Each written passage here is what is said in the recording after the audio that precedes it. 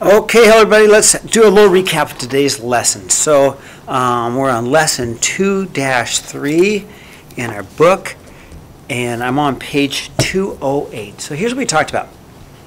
Yesterday we talked about this gal who sold t-shirts, and she sold them at a fair for $15 a t-shirt.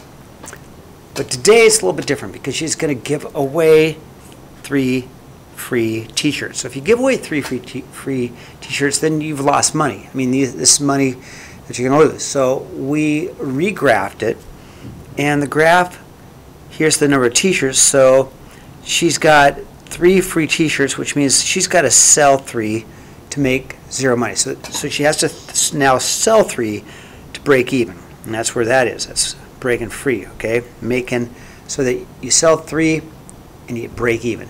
Now she now starts in the hole, negative $45. So here's how her new graph looks. Now we do know these two lines have the same slope, 15 and 15, because we're still going to sell our t-shirts for $15 a piece, okay? But the only difference is that G of 0, so if you don't sell any t-shirts, then it's like selling 0 t-shirts, but your income's negative $45. So we're already behind if we don't sell any t-shirts, right?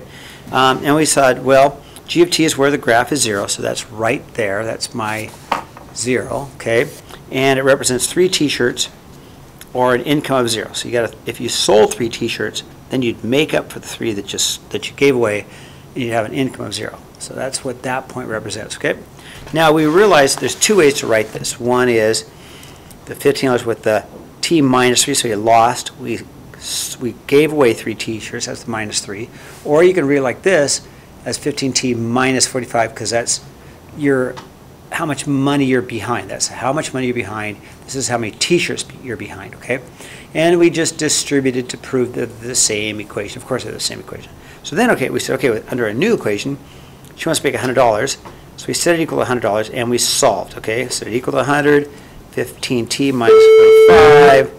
Plus 45 plus 45, we get 145, divide by 15, and we get 9.666, but you can't sell 9.666 t-shirts, so we round it up to 10 t-shirts, okay?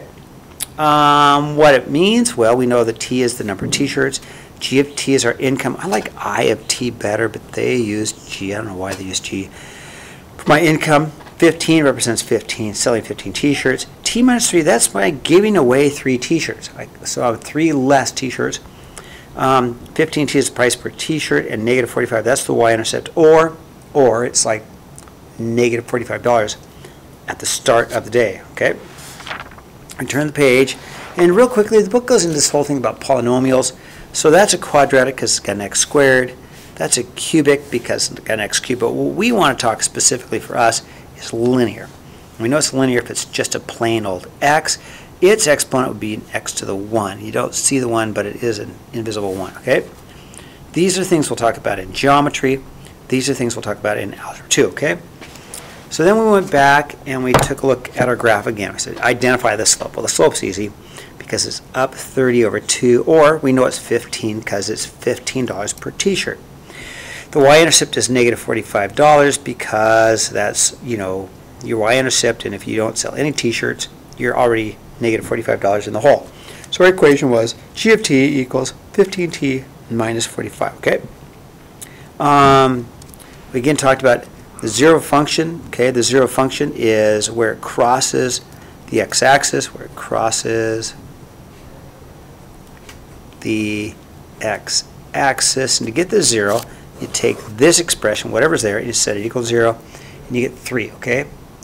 So if we have G of t minus 5, in this case, it would cross at 5. So my x-intercept for my 0 is at 5 because you take t minus 5 and you set it equal to 0, and you get 5. Okay, and that's all I did for the day. Our homework was a skills practice worksheet.